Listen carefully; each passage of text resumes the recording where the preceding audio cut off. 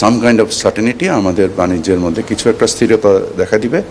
আমরা এই মুহূর্তে আমি ডক্টর খলিল, প্রধান উপদেষ্টার যিনি হাই রিপ্রেজেন্টেটিভ এবং আমাদের নিরাপত্তা উপদেষ্টা, ওনার সাথে আমি আলোচনা করে আসলাম।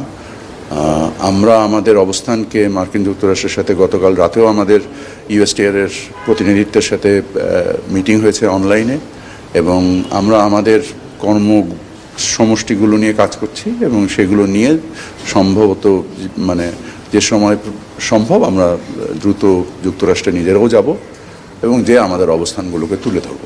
আগের প্ল্যানটা কনসার্নটা ছিল যে কনসার্ন আপনাদের ছিল এই বিষয়, সেটা তো এখন উঠে গেল, কনসার্নটা তো নেই যেহেতু। না, এটা তো যেহেতু সাময়িক একটা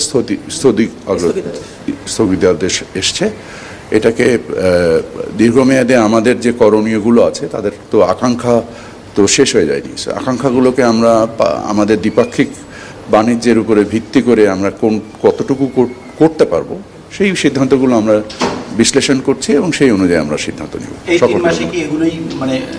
যে সিদ্ধান্ত আপনারা নিয়েছেন নিশ্চয়ই আগের মধ্যে প্ল্যান যেভাবে আগে নেওয়া হয়েছিল, মানে ব্যবসা বাণিজ্য কমানো বা আমদানি ভালোই থাকবে নাকি একটু সময় পেয়ে? মূল আকাঙ্ক্ষা তো ওই জায়গায় যে আমাদের বাণিজ্য ঘাটতির কিভাবে সমন্বয় করা যায়, আমরা সেই পরিপ্রেক্ষিতে কাজ করছি।